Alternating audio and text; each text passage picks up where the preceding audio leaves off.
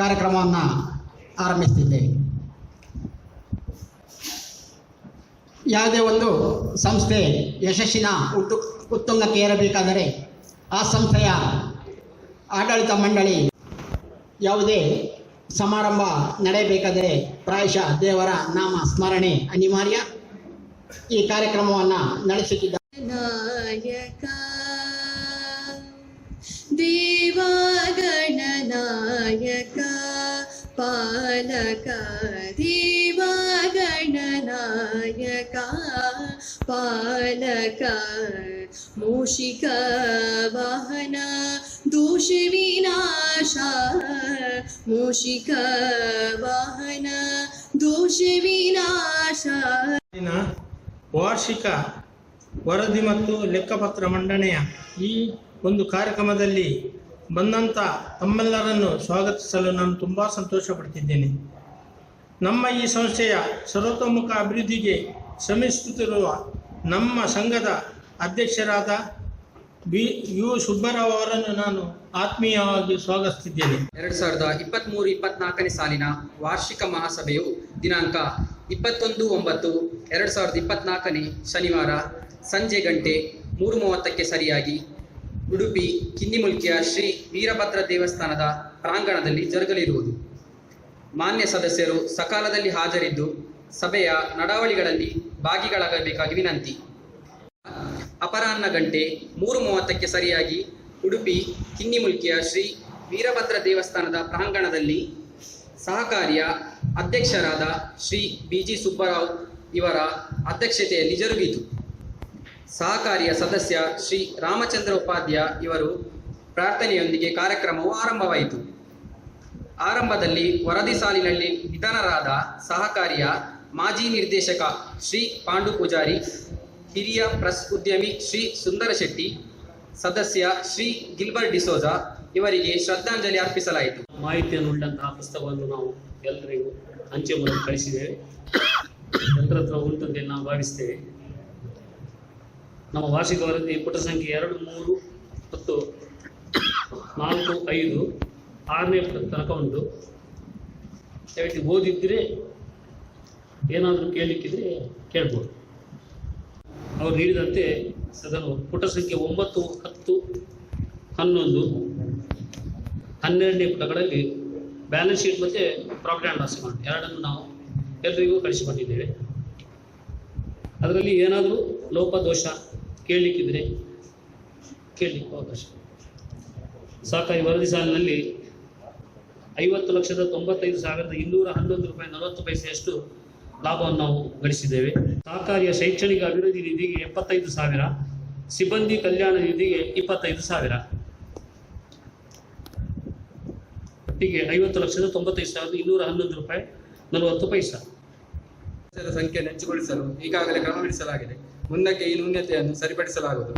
ನ್ಯೂನತೆ 2, ಕೆಲವೊಂದು ಸುಸ್ತಿ ಸಾಲಗಳ ವಸೂಲಿಗೆ ಕಾನೂನು ಕ್ರಮ ಕೈಗೊಂಡಿರುವುದಿಲ್ಲ.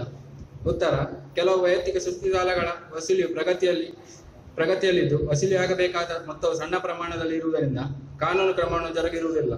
ನ್ಯೂನತೆ 3, ಕೆಲವು ವಾಹನ ಸಾಲದಲ್ಲಿ ವಾಹನ ವಿಮೆಯ ಅವಧಿ ಮುಕ್ತಾಯವಾಗಿದ್ದು ನವೀಕರಿಸಿದ ವಿಮಾ ಪ್ರತಿಯನ್ನು ಪಡೆದುಕೊಂಡಿರುವುದಿಲ್ಲ.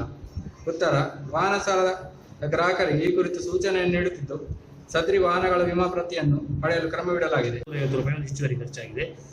ಮತ್ತು ಬ್ಯಾಂಕ್ ಮತ್ತು ಲಾಕರ್ ಬಾಡಿಗೆ ಸ್ವಲ್ಪ ಜಾಸ್ತಿ ಆಗಿದೆ. 5,000 ನಾವು ಮೀಸಲಿಟ್ಟದ್ದು, ಅದು ಈಗ 8,354 ರೂಪಾಯಿ ಆಗಿದೆ. 3,354 ರೂಪಾಯಿ 60 ಪೈಸೆ ಹೆಚ್ಚುವರಿಯಾಗಿ ಖರ್ಚಾಗಿದೆ. ನಿತ್ಯ ನೀತಿ ಕಮಿಷನ್ 4,70,000 ನಾವು ಅಂದಾಜಿಟ್ಟದ್ದು, 4,75,366 ರೂಪಾಯಿ, ಅಂದರೆ 5,366 ರೂಪಾಯಿ ಹೆಚ್ಚುವರಿ ಖರ್ಚಾಗಿದೆ. ಕಟ್ಟಡ ಬಾಡಿಗೆ 1,35,000ಕ್ಕೆ ಇಟ್ಟದ್ದು, ಅದು 1,38,220 ರೂಪಾಯಿ, 3,220 ರೂಪಾಯಿ ಹೆಚ್ಚುವರಿಯಾಗಿ ಖರ್ಚಾಗಿದೆ. ಇದು 4 ನಮ್ಮ ಬಜೆಟ್ಗಿಂತ ಎಕ್ಸೀಡ್ ಆದದ್ದು. ನಮಗೆ ಶಾಸನಾತ್ಮಕ ಲೆಕ್ಕ ಪರಿಶೋಧನೆಗೆ ಕಳೆದ ಸಲ ಕೆತ್ಲಾ ಆ್ಯಂಡ್ ಅಸೋಸಿಯೇಟ್ಸ್ ಬ್ರಹ್ಮಾವರ ಇವರು ಸಮರ್ಪಕವಾಗಿ ನಡೆಸಿಕೊಟ್ಟಿದ್ದಾರೆ. ಈ ವರ್ಷಕ್ಕೆ ನಮ್ಮ ಆರಂಭದಲ್ಲಿ ಲೆಕ್ಕ ಪರಿಶೋಧನೆ ಮಾಡ್ತಿರುವಂತಹ ಶ್ರೀ ಪ್ರಭಾಜಿತ್ ಆ್ಯಂಡ್ ಕಂಪನಿ ಉಡುಪಿ ಇವರು ನಮಗೆ ಅರ್ಜಿಯನ್ನು ಕೊಟ್ಟಿದ್ದಾರೆ. ಅವರನ್ನು ನಾವು ಆಯ್ಕೆ ಮಾಡ್ಬೋದು ಅಂತೇಳಿ ಅನುಮೋದನೆ ನೀಡಬೇಕಿತ್ತು. ಸಿಬ್ಬಂದಿ ವೇತನಕ್ಕೆ 26 ಲಕ್ಷ, ವಿದ್ಯುತ್ ಮತ್ತು ನೀರಿನ ವೆಚ್ಚಕ್ಕೆ 60,000, ಸಂಯುಕ್ತ ಸಹಕಾರಿ ಬೆಂಗಳೂರು ಇಲ್ಲಿಗೆ ಫೀಸ್ ಆ್ಯನ್ಯುವಲ್ ಫೀಸ್ 36,000, ಅಂಚೆಗೆ 5,000, ಬ್ಯಾಂಕ್ ಮತ್ತು ಲಾಕರ್ ಬಾಡಿಗೆಗೆ 10,000, ಮಹಾಸಭೆಯ ವೆಚ್ಚಕ್ಕೆ 55,000, ಆಡಳಿತ ಮಂಡಳಿಯ ಸಭೆಯ ವೆಚ್ಚಕ್ಕೆ 90,000, ಕಟ್ಟಡ ಬಾಡಿಗೆಗೆ 1,45,000, ಜನರಲ್ ಇನ್ಶೂರೆನ್ಸ್ಗೆ 40,000, ದೂರವಾಣಿಗೆ 20,000, ಸವಕಳಿಗೆ 74,000, ಲೆಕ್ಕ ಪರಿಶೋಧನಾ ಶುಲ್ಕಕ್ಕೆ 1 ಲಕ್ಷ. ಒಬ್ಬರನ್ನು ಇಲ್ಲಿ ಗೌರವಿಸುವಂಥದ್ದನ್ನು ನಾವು ಮಾಡ್ತಾ ಬಂದಿರ್ತೇವೆ. ಈ ವರ್ಷ ನಮ್ಮ ಸಂಸ್ಥೆಯು ಸಮಾಜ ಸೇವಕರಾದ ನಿತ್ಯಾನಂದ ಒಳಕಾಡು ಇವರನ್ನು ಒಂದು ಗುರುತಿಸಿ ಗೌರವಿಸುವ ಈ ಒಂದು ಕಾರ್ಯಕ್ರಮವನ್ನು ಮಾಡ್ತಾ ಇದೆ.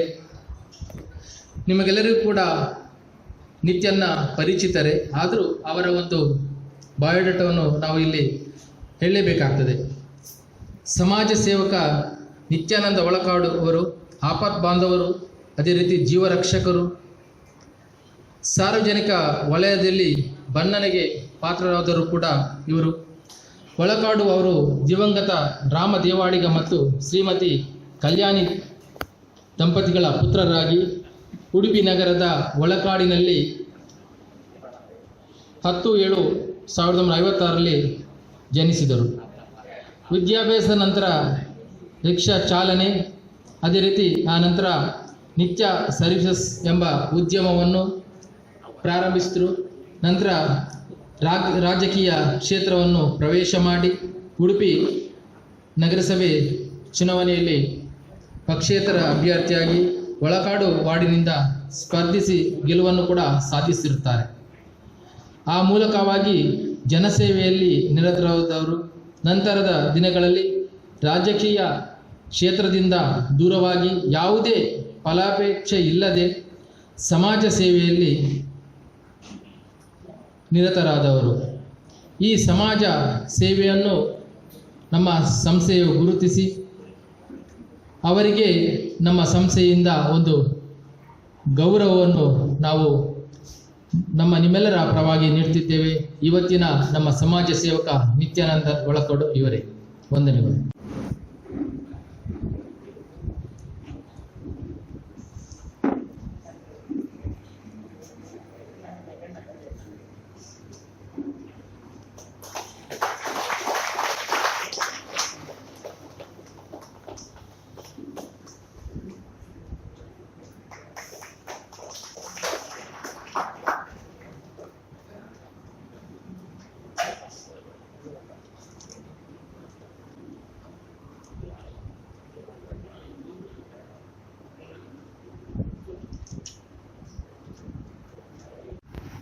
ಇದರ ವೇದಿಕೆಯಲ್ಲಿರುವುದಂಥ ಅಧ್ಯಕ್ಷರಿಗೆ, ಕಾರ್ಯದರ್ಶಿಗೆ ಮತ್ತು ಎಲ್ಲ ಪದಾಧಿಕಾರಿಗಳಿಗೆ ನಾನು ನಮಸ್ಕರಿಸುತ್ತಾ, ವೇದಿಕೆಯ ಮುಂಭಾಗದಲ್ಲಿರುವಂತಹ ಎಲ್ಲ ನನ್ನ ಆತ್ಮೀಯರಿಗೂ, ಸೌಹಾರ್ದ ಸಮಿತಿಯ ನಾಗರಿಕರೆಲ್ಲರಿಗೂ ನನ್ನ ನಮಸ್ಕಾರ ನೀಡುತ್ತಾ, ಪ್ರಮುಖವಾಗಿ ನನಗೆ ಮುದ್ರಕರ ಸಂಘದವರು ಸನ್ಮಾನವನ್ನು ಮಾಡಿ ಗುರುತಿಸಿದ್ದಾರೆ.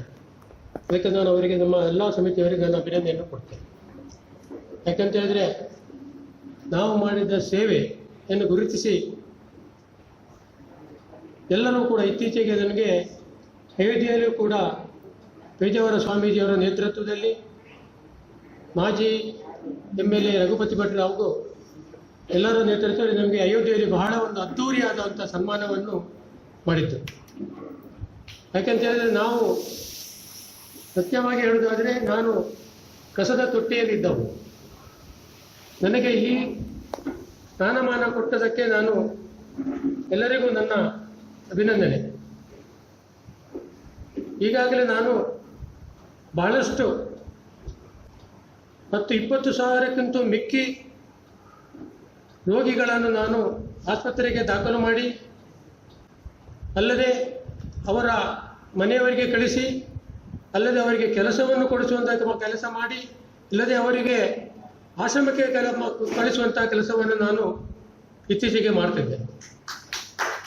ಅದು ಅಲ್ಲದೆ 15,000ಕ್ಕೂ ಮಿಕ್ಕಿ ಮೃತದೇಹವನ್ನು ಬೀಡಿನಗುಡ್ಡೆ, ಉದ್ಯಾವರ, ಕಟಪಾಡಿ, ಮೇಲೆ ನಮ್ಮ ಮಲ್ಪೆ ಎಲ್ಲ ಕಡೆಯೂ ಕೂಡ ನಾನು ಉಚಿತವಾಗಿ ನನ್ನ ಸೇವೆಯನ್ನು ಸಲ್ಲಿಸುತ್ತಿದ್ದೆ. ಅದು ಅಲ್ಲದೆ ಕೊರೋನಾ ಸಂದರ್ಭದಲ್ಲಿ ಅಥವಾ ಇವತ್ತಿನವರೆಗೂ ಮೊನ್ನೆವರೆಗೂ 382 ಅನಾಥ ಶವಗಳ ದಹನವನ್ನು ಕೂಡ ನಮ್ಮ ಮಾಡಿದಂಥ ಒಂದು ಸಂಸ್ಥೆ ಇದೆ. ಅದಕ್ಕೋಸ್ಕರ ನನಗೆ ಒಂದು ಇಂತೆಲ್ಲ ಮಾಡಿದ್ರೆ ಇನ್ನೂ ಕೂಡ ಹುರುಪು ಬರ್ತದೆ ಕೆಲಸ ಮಾಡಬೇಕಂತ ಹೇಳಿದ್ರೆ. ಹಾಗಾಗಿ ನಾನು ಲೋಕಲ್ ಇದ್ದರೆ ಮಾತ್ರ ನಾನು ಸನ್ಮಾನಕ್ಕೆ ಹೋಗ್ತೇನೆ, ಯಾಕಂದರೆ ದೂರ ಹೋಗ್ಲಿಕ್ಕೆ ನಮಗೆ ಆಗುದಿಲ್ಲ. ಈಗಾಗಲೇ ಒಂದು ಕರೆ ಬಂತು, ಅವ್ರು 5 ಗಂಟೆಗೆ ಬರ್ತಾರೆ ಅಂತ ಹೇಳಿದರು. ಈ ಶವಪೆಟ್ಟಿಗೆ ನಮ್ಮದು 2 ಶವಪೆಟ್ಟಿಗಿದೆ. ಅದು ಯಾಕಂತ ಹೇಳಿದ್ರೆ ಮನೆಯಲ್ಲಿ ಅಥವಾ ರಾತ್ರಿ ಹೊತ್ತಿಗೆ ಅಥವಾ ಬೆಳಿಗ್ಗೆ ಹೊತ್ತಿಗೆ ಯಾರಾದರೂ ದೂರ ಬರುವವರಿಗೆ, ನಿಮಗೆ ಡಾಕ್ಟರ್ ಸರ್ಟಿಫಿಕೇಟ್ ಇಲ್ಲದವರಿಗೆ ಅಥವಾ ಏನಾದರೂ ತೊಂದರೆ ಇದ್ದಲ್ಲಿ ನಮ್ಮ ಶವಪೆಟ್ಟಿಗೆಯನ್ನು ಕೂಡ ಅವರಿಗೆ ನಾವು ಉಚಿತವಾಗಿ ನಾನು ನೀಡ್ತೇನೆ. 2 ಇದೆ, ಒಂದು ಉಡುಪಿ ಮತ್ತು ಮಣಿಪಾಲ. ಅದು ಅಲ್ಲದೆ ವಿಶೇಷ ಅಂತ ಹೇಳಿದ್ರೆ ಅನಾಥರು ಮನೆಯಲ್ಲಿ ಇಡ್ಲಿಕ್ಕೂ ಸಾಧ್ಯ ಇಲ್ಲ, ಆಸ್ಪತ್ರೆಗೆ ಇಡ್ಲಿಕ್ಕೂ ಸಾಧ್ಯ ಇಲ್ಲ, ಎಲ್ಲಿಗೂ ಇಡ್ಲಿಕ್ಕೂ ಸಾಧ್ಯ ಇಲ್ಲ, ಅವರಿಗೆ ಇವತ್ತಿಗೆ ಮಾಡಲಿಕ್ಕೆ ಅವಕಾಶ ಇಲ್ಲ ಎಂಬ ದೃಷ್ಟಿಯಿಂದ ನಾನು ಆ ಶವವನ್ನು ಕಾನೂನು ಪ್ರಕಾರವಾಗಿ ನನ್ನ ಮನೆಯಲ್ಲಿಯೂ ಕೂಡ ಇಟ್ಟ ನಿರ್ದೇಶನಗಳಿಗೆ. ಇತ್ತೀಚೆಗೆ ಹೆರಿಗೆ ಆಸ್ಪತ್ರೆಯಲ್ಲಿ ಅವಳಿ ಮಕ್ಕಳ ಒಂದು ಮರಣ ಆಯಿತು. ರಾತ್ರಿ 11 ಗಂಟೆಗೆ ಮರಣ ಆಯಿತು. ಅವರಿಗೆ ಅಲ್ಲಿಗೆ ಇಡಲಿಕ್ಕೆ ಅವಕಾಶ ಇಲ್ಲ, ಅವರು ಈ ಮೂಲದವರಲ್ಲ. ಆವಾಗ ನನಗೆ ರಾತ್ರಿ 11 ಗಂಟೆಗೆ ಕರೆ ಮಾಡಿದ್ರು, ಎಂತ ಮಾಡೋದು ಒಳಕಾಡ್ರಿ ಅಂತ ಹೇಳಿದರು. ಅದಕ್ಕೆ ನಾನು ಹೇಳಿದ ತಕ್ಷಣ ನಾನು ಮನೆ ಮಣಿಪಾಲದಿಂದ ಇಲ್ಲಿ ಬಂದು ನನ್ನ ಆ್ಯಂಬುಲೆನ್ಸಲ್ಲಿ ನಾನು ಕರ್ಕೊಂಡು ಹೋಗಿ ನನ್ನ ಮನೆಯಲ್ಲಿಯೂ ಕೂಡ ನನ್ನ ಶವ ಪಟ್ಟಿಗೆಯಲ್ಲಿ ನಾನು ಇಟ್ಟಿದ್ದೇನೆ. ಯಾಕಂತೇಳಿ ಮನುಷ್ಯ ಜನ್ಮದಲ್ಲಿ ಯಾರು ಯಾವಾಗ ಏನು ಆಗ್ತಾರೆ ಅಂತೇಳಿ ಹೇಳಲಿಕ್ಕೆ ಯಾರಿಗೂ ಬರುವುದಿಲ್ಲ. ಈಗ ನಾನು ಇಂತಿಷ್ಟು ನಾನು ಕೆಲಸ ಮಾಡ್ತೇನೆ, ನಾನು ಯಾವ ರೀತಿ ಸಾಯ್ತೇನೆ ಅಂತ ನನಗೆ ಗೊತ್ತಿರೋದಿಲ್ಲ. ಹಾಗೆ ಅದರಲ್ಲಿ ಕೂಡ ನನ್ನದೊಂದು ರಿಕ್ವೆಸ್ಟ್ ಅಂದರೆ, ನಾನು ಇಂಥದ್ದು ಕೆಲಸ ಮಾಡಿದರೆ ಒಂದು ಒಳ್ಳೆ ಕಡೆಗೆ ನನಗೆ ಒಂದು ಶವ ಸಿಗ್ಬೋದು, ಮರಣ ಸಿಗ್ಬೋದೆಂಬ ಆಸೆ ನನ್ನ ಭಾವನೆಯಲ್ಲಿದೆ. ಹಾಗೆ ನನಗೆ ನನ್ನಿಂದ 3 ಆ್ಯಂಬುಲೆನ್ಸ್ ಇದೆ.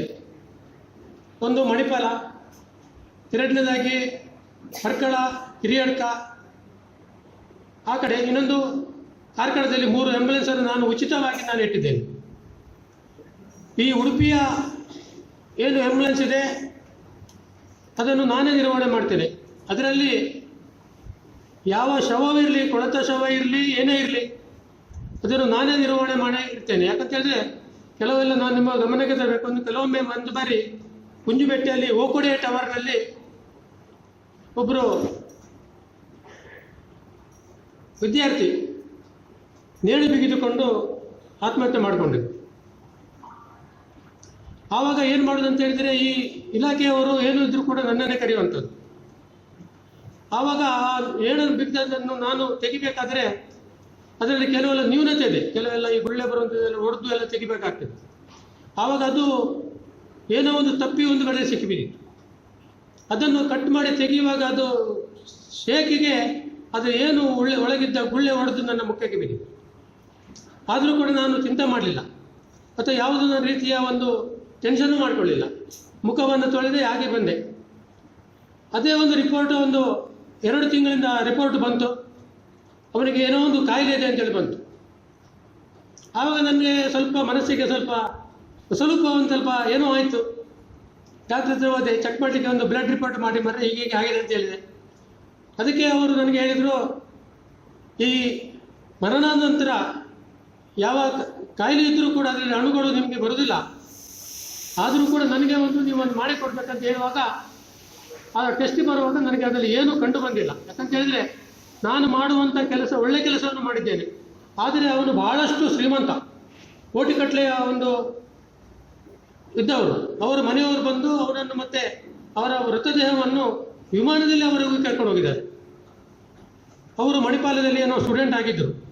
ಅಂಥ ಘಟನೆಯನ್ನು ಕೂಡ ನಾನು ಮಾಡಿದಂಥ ನಿದರ್ಶನಗಳಿವೆ. ಯಾಕಂದ್ರೆ ನಿಮ್ಮ ಹತ್ರ ಹೇಳೋಕ್ಕೆ ಅಂತ ಹೇಳಿದರೆ ನೀವೆಲ್ಲ ದೊಡ್ಡ ಸಣ್ಣವರಿದ್ದರೆ ನಾನು ಹೇಳಲಿಕ್ಕೆ ಹೋಗೋದಿಲ್ಲ. ಯಾಕಂದರೆ ಅವರಿಗೆ ಸ್ವಲ್ಪ ಹೆದರಿಕೆ ಆಗ್ಬೋದು, ಆಗಿರುವಾಗ ನಾನು ಹೇಳಲಿಕ್ಕೆ ಹೋಗೋದು. ಯಾಕಂದರೆ ನಿಮ್ಮ ಗಮನಕ್ಕೂ ತಂದು, ಯಾಕಂದರೆ ಸಮಾಜ ಸೇವೆಯಲ್ಲಿಯೂ ಕೂಡ ಒಂದು ವ್ಯತ್ಯಾಸ ಇದೆ.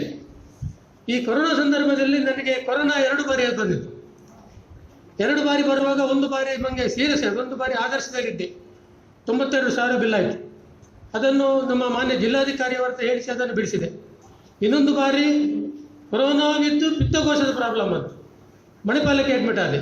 ಅಲ್ಲಿ ಕೂಡ 1 ಲಕ್ಷ ಚಿಲ್ಲರೆ ಆಯಿತು. ಅಲ್ಲಿ ಇವರು ಒಳಕಾಡ್ರವರು ನಮ್ಮ ಮಣಿಪಾಲದಲ್ಲಿ ನೀರಿನಲ್ಲಿ ಹೊರಲಾಡು ಮಾಡಿ ನಮಗೆ ಸಿಮೆಂಟನ್ನು ಕಾಂಕ್ರೀಟ್ ಹಾಕಿಸಿದ್ದಾರೆ, ಅವರಿಗೆ ಬಿಟ್ಟು ಬಿಡಬೇಕಂತೇಳಿ ಅದೊಂದಾಯಿತು. ಹಾಗೆ ಅದರ ಜೊತೆಗೆ ನಮ್ಮ ಆತ್ಮೀಯರೇ ಸೀರಿಯಸ್ ಆದ ತಕ್ಷಣ ವಾಟ್ಸಪ್ ಎಲ್ಲ ಬರ್ತಾ ಇತ್ತು, ನಿತ್ಯಾನಂದ ಒಳಕಾಡ್ರವರು ಮರಣ ಹೊಂದಿದ್ದಾರೆ, ಇಂಥ ಕೆಲಸ ಮಾಡಿದ್ದಾರೆ, ಅವರಿಗೆ ದೇವರು ಒಳ್ಳೆ ರೀತಿಯಲ್ಲಿ ಆರೋಗ್ಯ ಕೂಡ ಇದು ಮಾಡಲಿ ಅಂತೇಳಿ ಬಂತು. ಏನು ಬಂತಂದರೆ ಅದರಲ್ಲಿ ಒಂದು ಹೆಡ್ಡಿಂಗ್ ಒಂದು ಆಗ್ತಿಲ್ಲ, ಶ್ರದ್ಧಾಂಜಲಿ ಎಂಬ ಒಂದು ಹೆಡ್ಡಿಂಗ್ ಆಗ್ತಿಲ್ಲ. ನನಗೇನಪ್ಪ ಆಶ್ಚರ್ಯ ತಿಳಿ, ಎಲ್ಲರೂ ಕರೆ ಮಾಡೋದು ಅವ್ರಿಗೆ ಹೇಗುಂಟು, ನಾನು ಯಾಕೆ ನಾನು ಸರಿದ್ದೇನೆ, ಹೇಗೆ ಉಂಟು ಅಂತ ಕೇಳುವಾಗ ನಾನು ಮಾರನೇ ದಿವಸ ಡಿಸ್ಚಾರ್ಜ್. ಹಾಕಿದವನು ನಾನು ಸಾಯೋದಕ್ಕಿಂತ ನಾವು ಸತ್ತಾಗಿದೆ. ಯಾಕಂತ ಅದಕ್ಕೆ ಹೇಳೋದು ಯಾಕಂತ ಹೇಳಿದರೆ, ಒಬ್ಬನು ಕೆಲಸ ಮಾಡುವಾಗ ಅವರನ್ನು ಟೀಕೆ ಮಾಡಬಾರ್ದು, ಅವರನ್ನು ನಿಂದಿಸಬಾರ್ದು. ಯಾಕಂತ ಹೇಳಿದರೆ ಅವನ ಮನಸ್ಸು ಯಾರ ಕೆಲಸ ಮಾಡ್ತಾರೆ, ಹೇಗೆ ಮಾಡ್ತಾರೆ ಎಂಬುದು ಅವರವರ ಇದರಲ್ಲೇ ಇರುವಂಥದ್ದು. ಹಾಗೆ ನಿಮ್ಮ ಗಮನಕ್ಕೆ ತಂದ್ರೆ, ಯಾಕಂದ್ರೆ ನಾನು ಹೇಳುವಂಥ ಪರಿಸ್ಥಿತಿಯಲ್ಲಿ, ಯಾಕಂತ ಹೇಳಿದರೆ ಇಲ್ಲೆಲ್ಲರೂ ನಮ್ಮವರೇ, ಎಲ್ಲರೂ ನನ್ನ ಪರಿಚಯ ಇದ್ದವರೇ, ಎಲ್ಲ ವೇದಿಕೆಯಲ್ಲಿ ಇರುವಂಥವರು ಎಲ್ಲ ಪರಿಚಯವರೇ. ಯಾಕಂತೇಳಿ ನಿಮ್ಮ ಸೌಹಾರ್ದ ಕಚೇರಿ ಇದರಲ್ಲಿ ನಿಮ್ಮಲ್ಲಿ ಏನು 1 ರೂಪಾಯಿ ಕೂಡ ಡೋಂಗಿ ಆಗೋದಿಲ್ಲ ಅಂತ ನಾನು ಹೇಳ್ತೇನೆ. ಯಾಕಂತ ಹೇಳಿದ್ರೆ ಎಲ್ಲ ಸಮಾಜವರು ಎಲ್ಲರೂ ಇದ್ದಾರಲ್ಲ ನೋಡಿ, ಎಲ್ಲೆಲ್ಲೋ ಬೇರೆ ಕಡೆಯವರು. ಕೆಲವು ಸೌಹಾರ್ದ ಸೊಸೈಟಿಲಿ ಅವರೇ ಅಣ್ಣ ತಮ್ಮ ಅಕ್ಕ ತಂಗಿ ಅವರೇ ಇರುವರು. ಇದರಲ್ಲಿ ನೋಡಿ ಎಲ್ಲರೂ ಕೂಡ ಎಲ್ಲ ಕಡೆಯವರಿದ್ದಾರೆ. ಹಾಗಿರುವಾಗ ಇದರಲ್ಲಿ ಏನು ನಿಮಗೆ ಮುದ್ರಕರ ಇದರಲ್ಲಿ ಏನು ತೊಂದರೆ ಆಗಲಿಕ್ಕಿಲ್ಲ ಅಂತೇಳಿ ನಾನು ಹೇಳ್ತಾ, ನನಗೆ ಇಂಥ ಅವಕಾಶ ಮಾಡಿಕೊಟ್ಟದ್ದಕ್ಕೆ ನಿಮ್ಗೆ ಎಲ್ಲರಿಗೂ ಕೂಡ ನನ್ನ ಧನ್ಯವಾದವನ್ನು ಹೇಳ್ತಾ ನನ್ನ 2 ಮಾತನ್ನು ಮುಗಿಸ್ತೇನೆ. ಇಂದು ಸನ್ಮಾನಗೊಳ್ಳಲಿರುವ ಆಶಾ ಕಾರ್ಯಕರ್ತರಾದ ಶ್ರೀಮತಿ ಜಯಂತಿ ಹಾಗೂ ಶ್ರೀಮತಿ ಪರಿಮಳ ಇವರ ಪರಿಚಯವನ್ನು ಸಭೆಯ ಮುಂದಿಡಲು ಸಂತೋಷಪಡುತ್ತೇನೆ. ಶ್ರೀಮತಿ ಜಯಂತಿ ಇವರು ದಿವಂಗತ ಪಾಂಚಪ್ಪ ಜತ್ತನ್ ಹಾಗೂ ದಿವಂಗತ ಗೋಪಿ ಇವರ ಮಗಳಾಗಿ 1958ರಲ್ಲಿ ಜನಿಸಿದ್ದು, ಶ್ರೀಯುತ ಶೇಖರ್ ಜತ್ತನ್ ಇವರನ್ನು ವಿವಾಹವಾಗಿ 1 ಗಂಡು 2 ಹೆಣ್ಣು ಮಕ್ಕಳನ್ನು ಪಡೆದು ಆರೋಗ್ಯ ಇಲಾಖೆಯ ಹಿರಿಯ ಆಶಾ ಕಾರ್ಯಕರ್ತೆಯಾಗಿ ಸೇವೆ ಸಲ್ಲಿಸಿರುತ್ತಾರೆ. ಉದ್ಯಾವರದ BEM ಶಾಲೆಯಲ್ಲಿ ಪ್ರಾಥಮಿಕ ವಿದ್ಯಾಭ್ಯಾಸವನ್ನು, ಸರ್ಕಾರಿ ಮೀನುಗಾರಿಕಾ ಪ್ರೌಢಶಾಲೆ ಉದ್ಯಾವರದಲ್ಲಿ ಪ್ರೌಢ ಶಿಕ್ಷಣ ಹಾಗೂ ಉಡುಪಿಯ ಬೋರ್ಡ್ ಹೈಸ್ಕೂಲ್ನಲ್ಲಿ PUC ತೇರ್ಗಡೆಯಾಗಿ 2009ರಲ್ಲಿ ಆಶಾ ತರಬೇತಿಯನ್ನು ಪಡೆದ ನಂತರ ಪ್ರಾಥಮಿಕ ಆರೋಗ್ಯ ಕೇಂದ್ರ ಗುಡ್ಡೆಯಂಗಡಿ ಉಪಕೇಂದ್ರದಲ್ಲಿ ಕಾರ್ಯನಿರ್ವಹಿಸಿ ಸಂಪಿಗೆ ನಗರ ಮತ್ತು ಕಲಾಯಬೈಲು ಮುಂತಾದ ಕಡೆಗಳಲ್ಲಿ ಸೇವೆ ಸಲ್ಲಿಸಿರುತ್ತಾರೆ. ಮನೆಗಳಿಗೆ ಭೇಟಿ ನೀಡಿ ಸರ್ಕಾರದಿಂದ ಸಿಗುವ ಸೌಲಭ್ಯ ಕುರಿತು, ತಾಯಿ ಮಕ್ಕಳ ಆರೈಕೆ ಕುರಿತು ಹಾಗೂ ಕಾಲಕ್ಕೆ ನೀಡುವ ಲಸಿಕೆಗಳ ಕುರಿತು ಜನರಿಗೆ ಮಾಹಿತಿಯನ್ನು ನೀಡುವುದು, ಜನರ ಯೋಗಕ್ಷೇಮಗಳನ್ನು ವಿಚಾರಿಸುವುದು ಮುಂತಾದ ಜನಸೇವೆಯಾದ ಕಾರ್ಯಕ್ರಮಗಳನ್ನು ಮಾಡಿ ಪ್ರಸಿದ್ಧಿಯನ್ನು ಪಡೆದಿದ್ದಾರೆ. ಇವರು ಕೊರೋನಾ ಸಂದರ್ಭದಲ್ಲಿ ನಮ್ಮ ಊರಿನವರಾದ ಇವರ ಪರಿಚಯ ನಮಗೆ ನಿಜವಾಗಲಿದೆ. ಕೊರೋನಾ ಸಂದರ್ಭದಲ್ಲಿ ತನ್ನ ಯಾರು ಕೂಡ ಮನೆಯಿಂದ ಹೊರಗೆ ಬರದ ಸಮಯದಲ್ಲಿ ಇವರು ಎಲ್ಲ ಮನೆಯವರಿಗೆ ತನ್ನ ಆಶಾ ಕಾರ್ಯಕರ್ತೆಯಾಗಿ ಮಾರ್ಗದರ್ಶನ ನೀಡಿ ಎಲ್ಲರಿಗೆ ಒಂದು ಧೈರ್ಯವನ್ನು ತುಂಬಿದಂತಹ ಒಬ್ಬಳು ಮಹಿಳೆ ಅಂದ್ರೆ ನಿಜವಾಗ್ಲೂ ತಪ್ಪಾಗಲಿಕ್ಕಿಲ್ಲ. ಇವರ ಈ ಸೇವೆಯನ್ನು ಗುರುತಿಸಿ ನಮ್ಮ ಈ ಮಹಾಸಭೆಯ ಈ ವೇದಿಕೆಯಲ್ಲಿ ಅವರನ್ನು ಸನ್ಮಾನಿಸಿ ಗೌರವಿಸಲು ನಮ್ಮ ಸಂಸ್ಥೆ ಹೆಮ್ಮೆ ಪಡುತ್ತದೆ. ಇವರಿಗೆ ದೇವರು ಆಯುರಾರೋಗ್ಯ ಭಾಗ್ಯವನ್ನು ಕರುಣಿಸಿ ಇನ್ನಷ್ಟು ಸೇವೆಯನ್ನು ಮಾಡಲಿ ಎಂದು ಈ ಸಮಯದಲ್ಲಿ ಅಭಿನಂದಿಸ್ತಾ ಇದ್ದೇವೆ.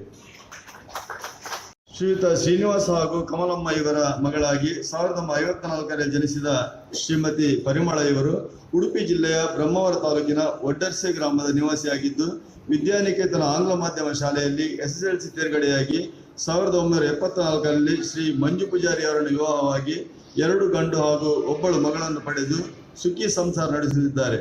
1993ರಲ್ಲಿ ಒಡ್ಡರ್ಸೆ ಗ್ರಾಮದ ಮಧುವನ ಎಂಬಲ್ಲಿ ಅಂಗನವಾಡಿ ಕಾರ್ಯಕರ್ತೆಯಾಗಿ, ನಂತರ 2009ರಲ್ಲಿ ಸರ್ಕಾರದ ಆಶಾ ಕಾರ್ಯಕರ್ತೆಯಾಗಿ ಸೇರಿ ಜನರಿಗೆ ಸರ್ಕಾರದಿಂದ ಸಿಗುವ ಆರೋಗ್ಯ ಸೌಲಭ್ಯಗಳ ಕುರಿತು ಮತ್ತು ಮನೆಗಳಿಗೆ ಭೇಟಿ ನೀಡಿ ಯೋಗಕ್ಷೇಮವನ್ನು ವಿಚಾರಿಸುತ್ತಾ ಸಮಾಜಮುಖಿಯಾದ ಸೇವೆಯೊಂದಿಗೆ ಜನಸ್ನೇಹಿಯಾಗಿ ಕಾರ್ಯನಿರ್ವಹಿಸುತ್ತಿದ್ದಾರೆ.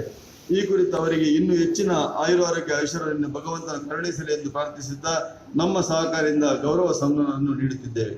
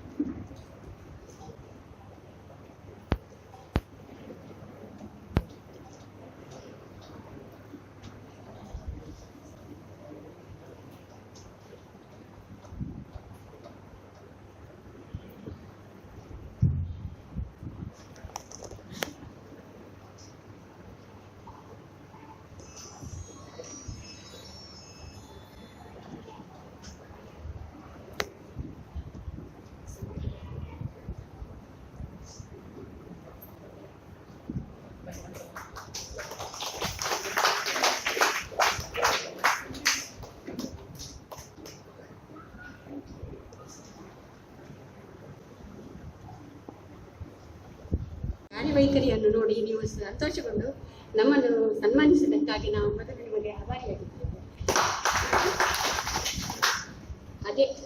ಅದೇ ರೀತಿ ನಮಗೆ ನಾವು ಅಂದರೆ ಸಾಮಾನ್ಯ ಮನುಷ್ಯರಂತೆಯೇ ಇದ್ದೆವು.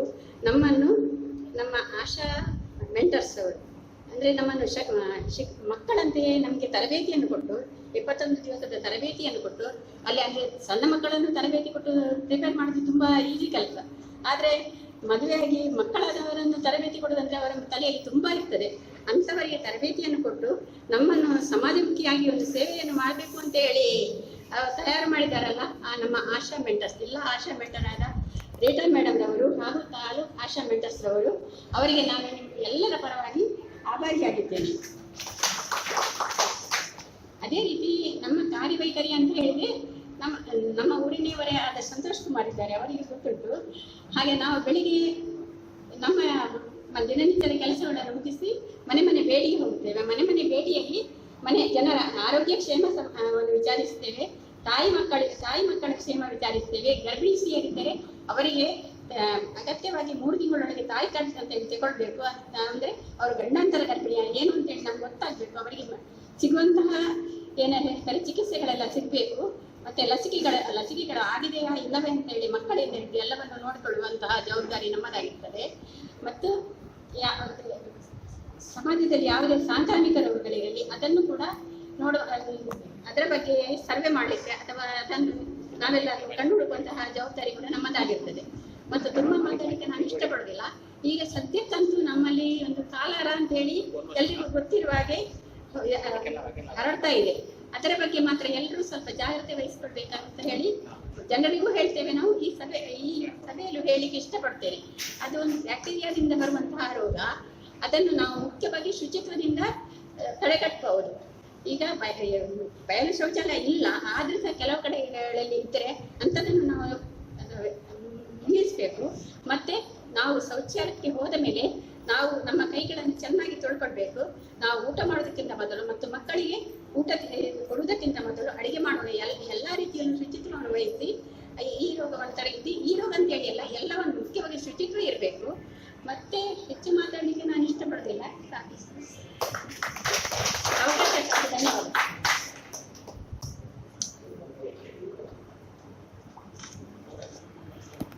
ವೇದಿಕೆಯಲ್ಲಿ ಉಪಸ್ಥಿತಿಯಲ್ಲಿರುವ ಗಣ್ಯ ಅಧಿಕಾರಿಗಳಿಗೆ ಹಾಗೂ ಮುಂದೆ ಆಸೀನರಾಗಿರುವ ನಮ್ಮ ಬ್ಯಾಂಕಿನ ಸಹೋದ್ಯೋಗಿಗಳು ಮತ್ತು ಸಹೋದರಿಯರಿಗೆ ನನ್ನ ನಮಸ್ಕಾರಗಳು.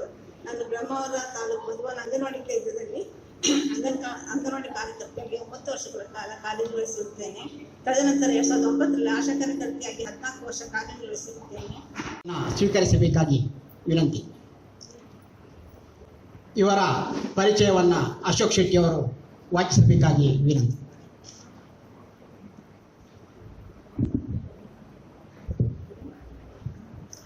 ಕಟಪಾಡಿಯ ಏಣಗುಡ್ಡೆ ಕಾಳಿಕಾಂಬ ದೇವಸ್ಥಾನದ ಹಿಂಬದಿಯಲ್ಲಿ ಅನಾಥ ವೃದ್ಧರ ಮೇಲಿನ ಕರುಣೆಯಿಂದ ಕಾರುಣ್ಯ ಆಶ್ರಮಧಾಮ ಟ್ರಸ್ಟನ್ನು 2013ರಲ್ಲಿ ಸ್ಥಾಪಿಸಿ ಅನಾಥರ ಬಾಳಿಗೆ ಬೆಳಕಾಗಿರುವ ಶ್ರೀಯುತ ಪಿ ಕುಮಾರ್ ದಂಪತಿಗಳು ಸುಮಾರು 11 ವರ್ಷಗಳಿಂದ ಯಾವುದೇ ಫಲಾಪೇಕ್ಷೆ ಇಲ್ಲದೆ ವ್ಯವಸ್ಥಿತ ರೀತಿಯಲ್ಲಿ ತಮ್ಮ ಮನೆಯಲ್ಲಿಯೇ ಸ್ಥಳಾವಕಾಶವನ್ನು ಮಾಡಿಕೊಂಡು ಸಮಾಜಮುಖಿಯಾದ ಕೆಲಸವು ಜನಮೆಚ್ಚುಗೆಯನ್ನು ಗಳಿಸಿದೆ. ಪ್ರಸ್ತುತ 6 ಜನ ಮಹಿಳೆಯರು ಸೇರಿದಂತೆ 16 ಜನ ಅನಾಥ ವೃದ್ಧರ ಎಲ್ಲ ರೀತಿಯ ಖರ್ಚು ವೆಚ್ಚಗಳನ್ನು ಭರಿಸಿ ಯಾವುದೇ ಪ್ರಚಾರವಿಲ್ಲದೆ ಅನಾಥರ ಸೇವೆಯನ್ನು ಭಗವಂತನ ಸೇವೆಯೆಂದು ಭಾವಿಸಿ ನಡೆಸುತ್ತಿರುವ ಈ ಕಾರ್ಯಕ್ಕೆ ಜನರ ಬೆಂಬಲ ದೊರಕಲಿ ಮತ್ತು ಭಗವಂತನು ಇನ್ನೂ ಹೆಚ್ಚಿನ ಶಕ್ತಿಯನ್ನು ಅವರಿಗೆ ದಯಪಾಲಿಸಲಿ ಎಂದು ಪ್ರಾರ್ಥಿಸುತ್ತಾ ನಮ್ಮ ಸಹಕಾರಿಯಿಂದ ಒಂದು ಕಿರಿದಾದ ಸಹಾಯಧನವನ್ನು ನೀಡುತ್ತಿದ್ದೇವೆ.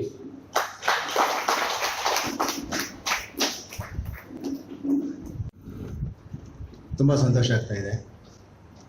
ಇವತ್ತಿನ ನಿಮ್ಮ ಕಾರ್ಯಕ್ರಮದಲ್ಲಿ ನಾನು ಮಾಡುವ ಒಂದು ಸೇವೆಯನ್ನು ಗುರುತಿಸಿ ಇದು ಕೊಟ್ಟಿರೋದ್ರಿಂದ ನನಗೆ ಮನಸ್ಸಿಗೆ ತುಂಬ ಸಮಾಧಾನ ಆಗ್ತಾ ಇದೆ. ಇದು ನನಗೆ ತುಂಬ ತೃಪ್ತಿ ಕೊಡ್ತಾ ಇದೆ. ಯಾಕೆಂದರೆ ಇವಾಗಷ್ಟೇ ಮಳೆಗಾಲ ಮುಗ್ದಂಗೆ ಆಗಿದೆ. ಬಹುಶಃ ನಾನು ಇರ್ತಕ್ಕಂಥ ಜಾಗ ಒಂದು ಸ್ವಲ್ಪ ಐಸೋಲೇಟೆಡ್ ಜಾಗ ಥರ ಇದೆ, ರಿಮೋಟ್ ಥರ ಇದೆ. ಈವನ್ ರೋಡ್ ಕೂಡ ಅಲ್ಲಿ ಕನ್ವೀನಿಯಂಟ್ ಇಲ್ಲ. ಬಟ್ ಆದರೂ ಸ್ವಂತ ಜಾಗದಲ್ಲಿ ನಾನು ಮಾಡ್ತಾ ಇರ್ತೀನಿ. ಈಗ ಸರ್ ಹೇಳ್ದಂಗೆ ನಾನು ಸ್ವಲ್ಪ ಸೈಲೆಂಟಾಗಿ ವರ್ಕ್ ಮಾಡಲಿಕ್ಕೆ ಇಷ್ಟಪಡ್ತಾ ಇದ್ದೀನಿ. ಕಾರಣ ಏನಂತಂದರೆ, ನಾವು ಆಶ್ರಮ ಮಾಡಬೇಕಂತ ನಾನು ಬಂದಿಲ್ಲ. ಇದೊಂದು ಅನ್ಫಾರ್ಚುನೇಟ್. ಇದು ನಾನು ಏನೋ ಒಂದು ಕಾರಣಕ್ಕೆ ಇದೊಂದು ಈ ಕೆಲಸ ನನಗೆ ಒದಗಿ ಬಂತು. ಸೊ ಇದನ್ನು ಚಾಲೆಂಜ್ ಆಗಿ ತೊಗೊಂಡು ಮಾಡ್ತಾ ಇದ್ದೀನಿ. ಸೊ ಬಹುತೇಕ ತುಂಬ ಹಿರಿಯವರು ಇರೋದ್ರಿಂದ ಈ ಆಶ್ರಮ ಇದೆಯಲ್ಲ, ಈ ಆಶ್ರಮ ಕಾನ್ಸೆಪ್ಟ್ ಇದೆಯಲ್ಲ, ಇದು ಒಂಥರ ಒಳ್ಳೇದು ಅಂತ ಹೇಳೋಕ್ಕೂ ಆಗಲ್ಲ, ಇದು ಕೆಟ್ಟದ್ದು ಅಂತಲೇ ಹೇಳೋಕ್ಕಾಗ್ತಾ ಇಲ್ಲ. ಯಾಕೆಂದರೆ ನಾನು ನನ್ನ ಬರ್ತ್ಡೇಗೆ ಒಂದು ಊಟ ಕೊಡೋಕ್ಕಂತ ಒಂದು ಆಶ್ರಮಕ್ಕೆ ಹೋದವನು ನಾನು. ಆ ಆಶ್ರಮದಲ್ಲಿ ನನಗೆ ಕಂಡು ಬಂದಿದ್ದು ಕೆಲವೊಂದು ಡಿಸ್ಕ್ರಿಮಿನೇಷನು, ಕೆಲವೊಂದು ಸಿಸ್ಟಮು, ಪದ್ಧತಿ, ಇದೆಲ್ಲ ನೋಡಿದಾಗ ನನಗೆ ಒಂದು ಸ್ವಲ್ಪ ಬೇಜಾರಾಯಿತು. ಸೊ ನಾನು ಬ್ಯಾಂಗ್ಳೂರಲ್ಲಿ ಆ್ಯಕ್ಷನ್ಜಲ್ಲಿ ವರ್ಕ್ ಮಾಡ್ತಾ ಇದ್ದೆ. ಸೊ ನನಗೇನು ಕಷ್ಟ ಇರಲಿಲ್ಲ. ಇದು ಒಂದು ಘಟನೆ ನೋಡಿದ ತಕ್ಷಣ ನಾನು ಏನು ತಿಳ್ಕೊಂಡೆ, ಸೊ ಸ್ವಲ್ಪ ಏನೋ ಒಂದಷ್ಟು ಜನಕ್ಕೆ ಒಂದು ಅನ್ನ ಹಾಕುವುದು ಕೆಲಸ ಏನು ಕಷ್ಟ ಆಗಲಿಕ್ಕಿಲ್ಲ ಅಂತ ಹೇಳ್ಬಿಟ್ಟು ತೀರ್ಮಾನ ಮಾಡಿ ನಾನು ಒಂದು ಸಣ್ಣ ರೀತಿಯಲ್ಲಿ ಒಂದು ಹೆಲ್ಪ್ ಅಂತ ಸ್ಟಾರ್ಟ್ ಮಾಡಿದೆ. ಬಟ್ ಅನ್ಫಾರ್ಚುನೇಟು ಇದು ಸಂಪೂರ್ಣ ಫುಲ್ ಟೈಮ್ ವರ್ಕ್ ಆಗಿ ನನಗೆ ಇದು ಒದಗಿ ಬಂತು. ಸೊ ಈಗ ಮಾಡ್ತಾಯಿದ್ದೀನಿ, ಈ ಕೆಲಸ ಮಾಡ್ತಾಯಿದ್ದೀನಿ. ಈ ಕೆಲಸ ಮಾಡೋ ಟೈಮಲ್ಲಿ ನಮ್ಗೆ ಏನಾಯ್ತಂದರೆ, ಆಶ್ರಮ ಅಂದ ತಕ್ಷಣ ಬಹುತೇಕ ಅದು ಹೆಣ್ಣು ಮಕ್ಕಳಲ್ಲಿ ನನಗೆ ಸ್ವಲ್ಪ ತುಂಬ ಅನುಭವ ಆಗಿದೆ. ಈ ಮಕ್ಕಳು ಅಂದರೆ ತಾಯಿಯನ್ನು ಅಥವಾ ತಂದೆಯನ್ನು ನಮಗೇನೋ ಒಂದು ರೀತಿಯ ಕಷ್ಟ ಆಗ್ತಾ ಇದೆ ಇವರು ನೋಡ್ಕೊಳ್ಳಿಕ್ಕೆ ಅಂತ ಸಲೀಸಾಗಿ ತಗೊಂಬಂದು ಆಶ್ರಮಕ್ಕೆ ಸೇರಿಸ್ಲಿಕ್ಕೆ ಬರ್ತಾರೆ. ಇದನ್ನು ನೋಡಿದಾಗ ಇವರು ಚೆನ್ನಾಗಿದ್ದಾರೆ, ಹೆಲ್ತಿ ಇದ್ದಾರೆ, ಇವರು ಫೈನಾನ್ಷಿಯಲಿ ಸೌಂಡ್ ಇದ್ದಾರೆ, ಏನಿಲ್ಲ, ಬಟ್ ಯಾಕೆ ತಾಯಿನ ತಂದು ಸೇರಿಸ್ತಾರೆ ಅಂತ ನಾವು ಕೂತ್ಕೊಂಡು ಸ್ವಲ್ಪ ಕೆಲವೊಂದು ಅವರ ಯಾಕೆ ಸೇರಿಸೋದು ಉದ್ದೇಶ ಏನಂತ ಕೇಳಿದಾಗ ಸಣ್ಣ ಸಣ್ಣ ಸಿಲ್ಲಿ ಥಿಂಗ್ಸು. ಬಹುಶಃ ತಾಯಿ, ನಾವು ಎಲ್ಲರೂ ಪ್ರಾಯ ಆಗ್ತೀವಿ. ಆ ಪ್ರಾಯ ಆದ ಟೈಮಲ್ಲಿ ನಾವು ಏನು ಮಾಡ್ತೀವಿ ಅಂತ ನಮಗೆ ಗೊತ್ತಾಗಲ್ಲ. ಬಹುಶಃ ತುಂಬ ಹಿರಿಯವರು ಹೇಳ್ತಿರ್ತಾರೆ, ಪ್ರಾಯ ಆದಂಗೆ ಮಕ್ಕಳ ಬುದ್ಧಿ ಬಂದ್ಬಿಡುತ್ತೆ ಅಂತ. ಸೊ ಇದು ಒಂದು ಸಣ್ಣ ಸಣ್ಣ ಸಿಲ್ಲಿ ಥಿಂಗ್ಸಿಗೆ ಮಕ್ಕಳು ತಂದು ಆಶ್ರಮಕ್ಕೆ ಸೇರಿಸ್ತಿದ್ದಾರಲ್ಲ ಅಂತೇಳಿ ನನಗೆ ತುಂಬ ದುಃಖ ಆಗ್ತಿದೆ. ಅದನ್ನು ನಾನು ಅವ್ರನ್ನ ತಗೊಳ್ಳೋದಿಲ್ಲ, ಕಳಿಸ್ಕೊಡ್ತೀನಿ. ಆಮೇಲೆ ಇದರ ಸ್ಟೋರಿ ಕಂಪ್ಲೀಟ್ ರಿಯಲೈಸ್ ಮಾಡಿದಾಗ ಇದು ಮಕ್ಕಳು ತುಂಬ ತಪ್ಪು ಮಾಡ್ತಿದ್ದಾರೆ, ಹಿರಿಯರನ್ನ ಆಶ್ರಮಕ್ಕೆ ಸೇರಿಸ್ತಿದ್ದಾರೆ, ಇದಾಗಬಾರ್ದು. ಈಗ ಆಲ್ರೆಡಿ ಸೊಸೈಟಿನಲ್ಲಿ ತುಂಬ ಕೆಟ್ಟ ಹೆಸರು ಬಂದ್ಬಿಟ್ಟಿದೆ. ಸೊ ಹಾಗಾಗಿ ನಾನು ಏನು ಮಾಡಿದೆ, ಯಾರು ತಂದು ಸೇರಿಸ್ಲಿಕ್ಕೆ ಬರ್ತಾರೆ ಅವ್ರನ್ನ ಕರೆದು ಅವ್ರಿಗೆ ಸಣ್ಣ ರೀತಿಯ ಒಂದು ಕೌನ್ಸಿಲಿಂಗ್ ಥರ, ಇನ್ನು ತಾಯಿಗೆ 70-75 ವಯಸ್ಸಾಗ್ಬಿಟ್ಟಿದೆ ಅಥವಾ ತಂದೆಗೆ ಇಷ್ಟು ವಯಸ್ಸಾಗ್ಬಿಟ್ಟಿದೆ, ನಿಮ್ಮ ಕರ್ತವ್ಯ ಒಂದು ಸ್ವಲ್ಪ ಸಮಯ ನೀವು ಅವ್ರನ್ನ ನೋಡಿಬಿಡಿ. ಒಂದು ವರ್ಷನೋ 2 ವರ್ಷನೋ ಅಥವಾ ತುಂಬ ಕಷ್ಟ ಆದರೆ ಒಂದು 3 ವರ್ಷ ನೀವು ಅವ್ರನ್ನ ನೋಡ್ಕೊಂಡ್ಬಿಟ್ರೆ ಎತ್ತಿದ್ಕೋ ನಿಮಗೂ ಸಾರ್ಥಕ. ಆ ಹಿರಿಯ ಜೀವಿ ಕೂಡ ಸಾಯೋ ಟೈಮಲ್ಲಿ ಅವರು ಕೂಡ ಒಂದು ತೃಪ್ತಿಯಾಗಿ ಸಾಯ್ಬೋದು ಅಂತ ಇದನ್ನು ನಾನು ಅವರಿಗೆ ಹೇಳಿದಾಗ ಅವರಿಗೆ ಯಾವುದು ನಮ್ಮ ಮಾತು ಅವರಿಗೆ ಮನಸ್ಸಿಗೆ ಹೋಗೋದಿಲ್ಲ. ಯಾಕೆಂದರೆ ಅವರು ಆ ಸ್ಥಿತಿಯಲ್ಲಿ ಇರ್ಬೇಕಾದ್ರೆ ಅವರ ತಾಯಿನೋ ತಂದೆನೋ ತಗೊಂಡಾಗಿ ಎಲ್ಲರೂ ಸೇರಿಸ್ಬಿಟ್ರು ಅವ್ರು ನೆಮ್ಮದಿಯಾಗಿರ್ಲಿಕ್ಕೆ ನೋಡ್ತಾರೆ. ಸೊ ನಾನೇ ನಿಷ್ಠೂರ ಬಿಟ್ಟರೆ ಆ ಸಮಸ್ಯೆಗಳನ್ನ ಅದು ಹೇಗೆ ಬಗೆಹರಿಸ್ಬೇಕಂತ ನನಗೆ ಗೊತ್ತಾಗ್ತಿಲ್ಲ. ಇದ್ರ ಬಗ್ಗೆ ನನಗಿಂತ ಚೆನ್ನಾಗಿ ಅನುಭವ ಇರ್ತಕ್ಕಂಥ ನಮ್ಮ ನಿತ್ಯಾನಂದ ಒಳಕಾಡೋರು ಇದ್ದಾರೆ, ನಮಗೆ ತುಂಬ ಪರಿಚಯನೇ ಅವರು. ಈಗ ಸ್ವಲ್ಪ ಗ್ಯಾಪ್ ಆಗಿದ್ದೀವಿ, ಯಾಕೆಂದರೆ ನಾನು ತುಂಬ ಕಷ್ಟ ಆಗ್ಬಿಡುತ್ತೆ ನನಗೆ. ಯಾಕೆಂದರೆ ಅನೇಕರು ತಾವು ತಂದು ಸೇರಿಸಿದ್ದೀರಾ, ಎಂತೆಂಥ ಘಟನೆಗಳು ನಮ್ಮಲ್ಲಿ ನಡೆದಿದ್ದಾವೆ, ತುಂಬಾ ಕಷ್ಟ ಅನುಭವಿಸಿದ್ದೀವಿ. ಸೊ ಹಾಗಾಗಿ sir, very good sir, very good. ಇದು ಆಶ್ರಮ ಬೇಕೋ ಬೇಡವಾ ಅಂತ ಒಂದು ಡಿಬೇಟ್ ಮಾಡೋದಾದರೆ ತಾವು ಏನು ಹೇಳ್ತೀರಾ ಅಂತ ನನಗೆ ಗೊತ್ತಾಗ್ತಿಲ್ಲ. ಈಗ ಹಿರಿಯರಿದ್ದೀರಾ, ಆಶ್ರಮ ಬೇಕೋ ಬೇಡ ಅಂತ ನೀವೇ ನಿರ್ಧಾರ ಮಾಡಿ ಒಂದು ಸ್ವಲ್ಪ ಹೇಳ್ಬಿಟ್ರೆ ನಮಗೂ ಒಂದು ಸ್ವಲ್ಪ ಫೀಡ್ಬ್ಯಾಕ್ ಆದಂಗೆ ಆಗತ್ತೆ. ಆಶ್ರಮ ಬೇಕು ಅಂತ ಹೇಳೋರು ಎಷ್ಟು ಜನ ಹೇಳ್ತೀರಾ ಸರ್? ಒಂಚೂರು ಕೈ ಎತ್ಬಿಡಿ, ಗೊತ್ತಾಗ್ಬಿಡ್ತದೆ ನಮಗೆ. ಆಶ್ರಮ ಬೇಕು ಅನ್ನೋರು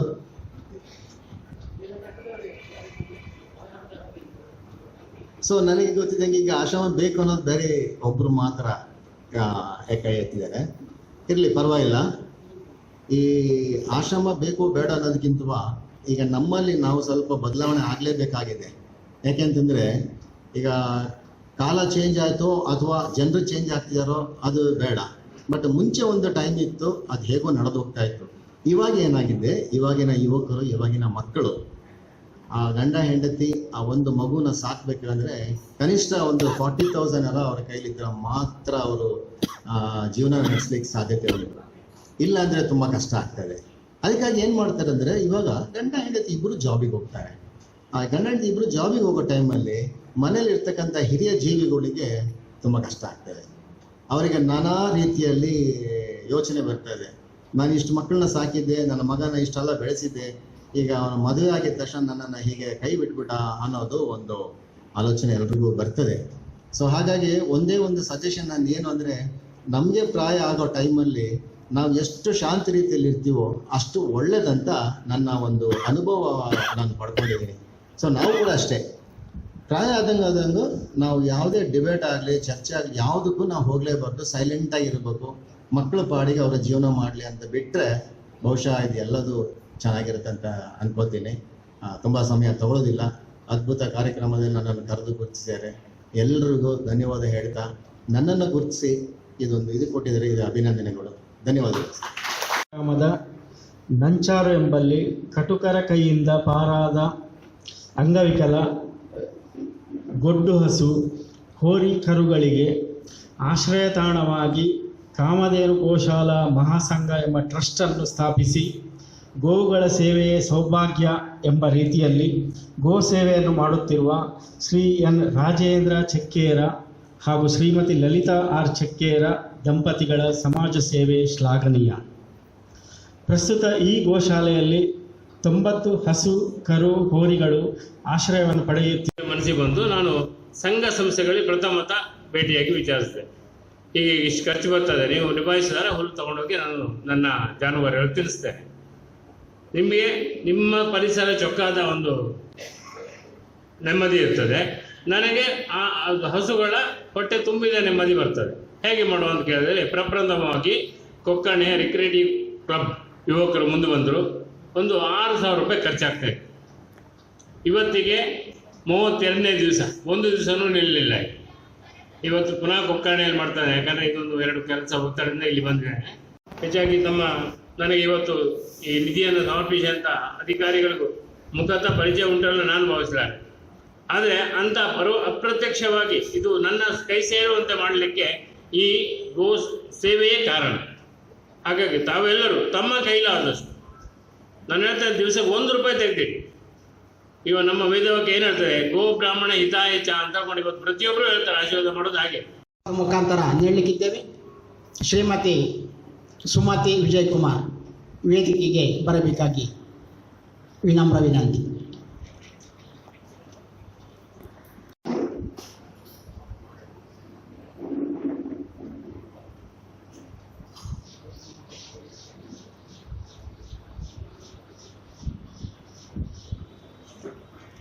ಧನ್ಯವಾದಗಳು. ನಮ್ಮ ಸಹಕಾರಿಯ ನಿರ್ದೇಶಕರಾದ ಶ್ರೀ ಸಂತೋಷ್ ಕುಮಾರ್ ಮತ್ತು ಆಶಾ ಸಂತೋಷ್ ಇವರ ಪುತ್ರಿ ಇವರು ದ್ವಿತೀಯ PUC ಪರೀಕ್ಷೆಯಲ್ಲಿ 95% ಅಂಕವನ್ನು ಗಳಿಸಿ ತೇರ್ಗಡೆಯಾಗಿರುತ್ತಾರೆ.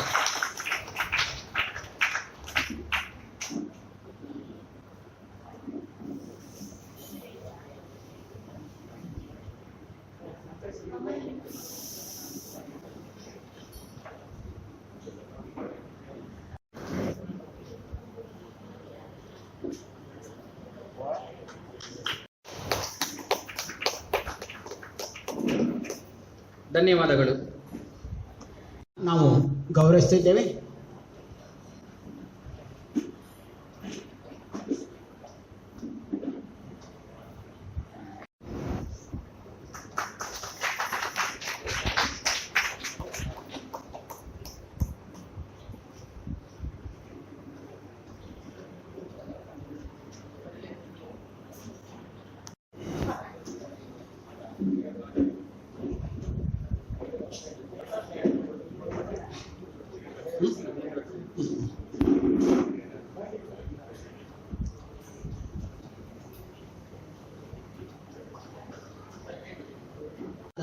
ಅನಿಲ್ ಕುಮಾರ್ ಅಡೂರ್ ಇವರು ಕೂಡ ನಮ್ಮ ಜಿಲ್ಲಾ ಮುದ್ರಣ ಮಾಲಕರ ಸಂಘದ ಉಡುಪಿ ವಲಯದ ಅಧ್ಯಕ್ಷರಾಗಿ ಆಯ್ಕೆಯಾಗಿದ್ದಾರೆ.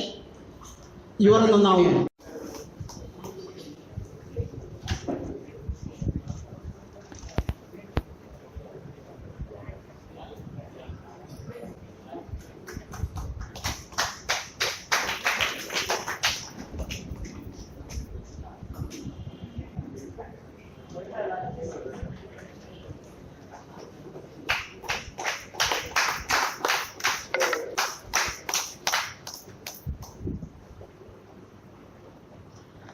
ಇಲ್ಲಿಯ 10ನೇ ತರಗತಿಯ ವಿದ್ಯಾರ್ಥಿಯಾಗಿದ್ದು 2024 ಮಾರ್ಚ್ ತಿಂಗಳಲ್ಲಿ ನಡೆದ ಸ್ಟೇಟ್ ಲೆವೆಲ್ ಪವರ್ ಲಿಫ್ಟಿಂಗ್ ಸ್ಪರ್ಧೆಯಲ್ಲಿ ಭಾಗವಹಿಸಿ ತೃತೀಯ ಬಹುಮಾನವನ್ನು ಪಡೆದಿರುತ್ತಾರೆ. ಹಾಗೆ ಇವರು ರಾಷ್ಟ್ರೀಯ ವಾಲಿಬಾಲ್ ಸ್ಪರ್ಧೆಗೆ ಆಯ್ಕೆಯಾಗಿದ್ದು ಕ್ಷೇತ್ರದ ಅಧಿದೇವತೆ ಆದಂಥ ಶ್ರೀ ವೀರಭದ್ರ ಮತ್ತು ಪರಿವಾರ ದೈವಗಳನ್ನು ಮನಸಾರೆ ಸ್ಮರಿಸುತ್ತಾ ಮುದ್ರಕರ ಸೌಹಾರ್ದ ಸಹಕಾರಿಯ ವಾರ್ಷಿಕ ಮಹಾಸಭೆಯ ಅಧ್ಯಕ್ಷತೆಯನ್ನು ವಹಿಸಿರುವಂಥ ಸಂಘದ ಅಧ್ಯಕ್ಷರಾಗಿದ್ದೇನೆ. ಬಹಳಷ್ಟು ಬಾರಿ ಈ ವೇದಿಕೆಯಲ್ಲಿ ನಾನು ಇದನ್ನೇ ಹೇಳ್ತಾ ಬಂದೇನೆ.